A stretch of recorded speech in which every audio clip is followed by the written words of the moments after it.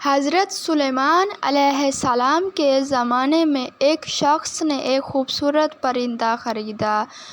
وہ جب بھی چہچہاتا تو نہایت دل فریب اور خوش مزاج آواز سے وہ شخص بہت مسرور ہوتا، گویا اس پرندے کی آواز بہت ہی سریلی اور پیاری تھی۔ ایک دن اچانک اس پنجرے کے پاس اسی کے جیسا ایک اور پرندہ آیا اور اپنی زبان میں کچھ باتیں کی اور چلا گیا۔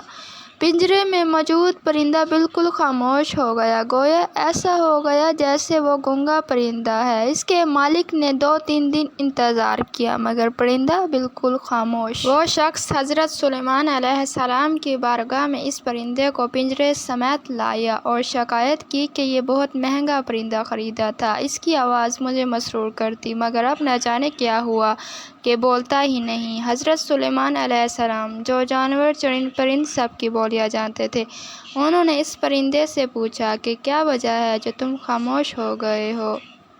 وہ پرندہ عرض گزار ہوا، اے اللہ کے برحق نبی، یہ شخص سمجھتا ہے میں خوش ہو کر چہچہاتا ہوں، مگر حقیقت یہ ہے کہ میں دیگر آزاد پرندوں کو دیکھ کر روتا ہوں کہ اے کاش میں بھی آزاد ہوتا تو کتنا اچھا ہوتا، مگر یہ میری زبان نہیں سمجھتا تو یہ خیال کرتا ہے جیسے میں بہت خوشی سے گنگنا رہا ہوں۔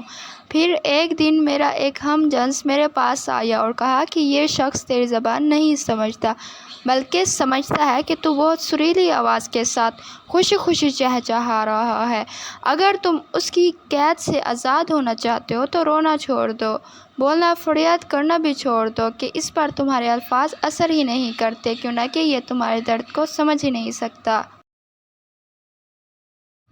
بس پھر کیا تھا، میں تب سے خاموش ہو کر صبر کر رہا ہوں۔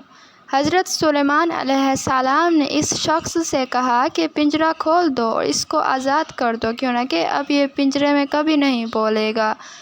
اس شخص نے کہا کہ اگر اب یہ خاموش ہی رہا تو بلا وجہ اس کو رکھ کر میں کیا کروں گا، لہٰذا اس نے سلیمان علیہ السلام کے حکم کی اتباع کرتے ہوئے پنجرہ کھول دیا۔